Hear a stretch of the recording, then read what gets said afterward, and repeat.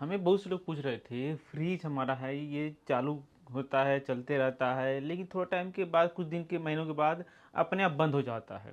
या फिर बहुत से लोग को ऐसे डाउट रहता है, बोलते हैं फ्रिज को हम डिफ्रॉस्ट मोड किए थे, या फिर उसके बाद हमारा फ्रिज चालू ही नहीं होता है, चलता ही नहीं है। या फिर वैसे बहुत से लोग बोलते हैं, कंप्लेन आता है फ्रिज हमारा जो रहता है, हम सफाई वफाई कर रहे थे, बंद करके सफाई वफाई किए हैं, उसके बाद हमारा फ्रिज जो है चालू ही नहीं हो रहा है।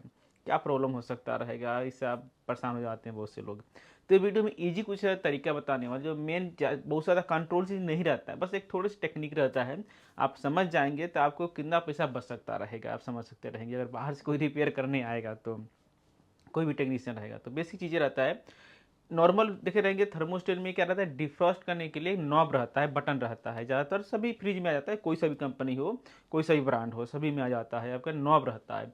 ये नॉब क्या होता है, नॉर्मली लिखा रहता है डिफ्रॉस्ट करने के लिए, यानी कि वीक में 2 बार डिफ्रॉस्ट करना चाहिए, हफ्ता में 2 बार, या फिर 15-20 दिन में इसे डिफ्रॉस्ट करना चाहिए। इसको अंदर डिफॉल्ट लिखा ही रहता है, जिससे हमारा एसी फ्रिज जो रहता है सही तरीके से वर्क करे, उसके अंदर आइस ना जमे, ये चीज़ रहता है। तो होता क्या है, इसमें नॉब जो रहता है कि थर्मोस जो सेटिंग रहता है, सीधा लोग क्या करते हैं, डिफ्रॉस्ट करने के लिए बटन रहता है, दबा देते हैं। बटन उसे नॉब जो रहता है उसे दबा देते हैं। दबाने के बाद होता क्या है, इसके अंदर ऑटोमेटिक जो कुछ टाइम के बाद रीसेट हो जाता है, ऑन हो जाता है, डिफ्रॉस्ट जो रहता है हट जाता है। बहुत से मॉडल में ऐसा भी रहता है, ठीक है। लेकिन बहुत से मॉडल में ऐसा नहीं होता, इसे हमें मैनुअली जो रहता है रीसेट करना होता है, ठीक है। मैनुअली जो रहता है इसे हमें रीसेट करना होता है, थर्मोस को बंद करना होता है, इसको डिफ्रॉस्ट को, नॉब को। तो वो चीज़ सबको नहीं पता रहता, सिर्फ उसके अंदर लिखा रहता है बटन को दबा करके इसे रीसेट करें, ठीक है। तो दबा तो देते हैं, लेकिन कैसे वापस आएगा, रीसेट होगा, ये नहीं पता रहता है। तो उसके बाद क्या होता है, फ्रिज चालू करते हैं, सब लोग टेंशन हो जाते हैं, यार हमारा फ्रिज चल नहीं रहा है, ऑन नहीं हो रहा है, क्या करें। तो बेसिक का सिंपल है, आप फ्रिज को जो नॉब रहता है उसके ऊपर जहाँ से हम थर्मोस्टेट घुमा टेम्परेचर सेट करते हैं, उसे रिवर्स लेकर आना है, ऑफ कंडीशन में लेकर के आना है। नॉर्मल 1 2 3 4 5 रहता है ना, उसे क्या करना है, पीछे घुमा करके ऑफ बंद जो सिचुएशन रहता है, कंडीशन रहता है, वहाँ पीछे रिवर्स लेकर के आना है। जब पीछे लेकर के आएंगे तो क्या टक करके आवाज़ आएगा, टक करके आवाज़ आएगी, जो नॉब रहता है वो क्या होता है आपका, बाहर आ जाता है। जब बाहर आ जाएगा, फिर कुछ टाइम के बाद आप क्या करें, उसको टेम्परेचर जितना चाहिए, 2 नंबर 3 नंबर रखना है, सेट कर दीजिए, आपका फ्रिज सही तरीके से थोड़ा टाइम के बाद स्टार्ट हो जाएगा, चलने लगता है। ये चीज़ रहता है, बहुत से लोग नहीं समझ पाते हैं, जिससे आप फ्रिज जो रहता है, कितना मिस्त्री आकर के चूल्हा लगा जाते हैं, ठीक है।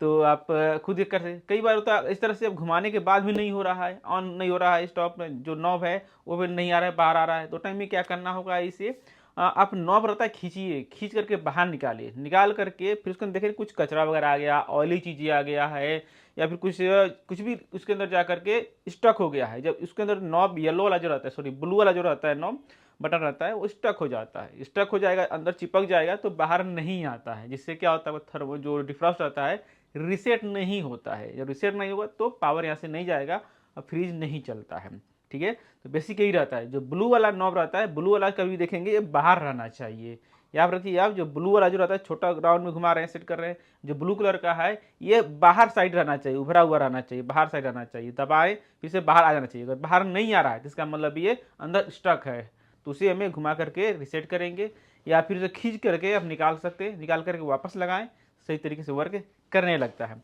तो 80% लोगों का यही समस्या रहता है, प्रॉब्लम होता है, फ्रिज का जो है कूलिंग नहीं करता है, स्टार्ट नहीं होता है। आफ्टर जो है सर्विस करने के बाद, आफ्टर क्लीन करने के बाद, या फिर डिफ्रॉस्ट करने के बाद में सबसे ज़्यादा प्रॉब्लम यही आ रहा है, बहुत से लोग साथ में होता है।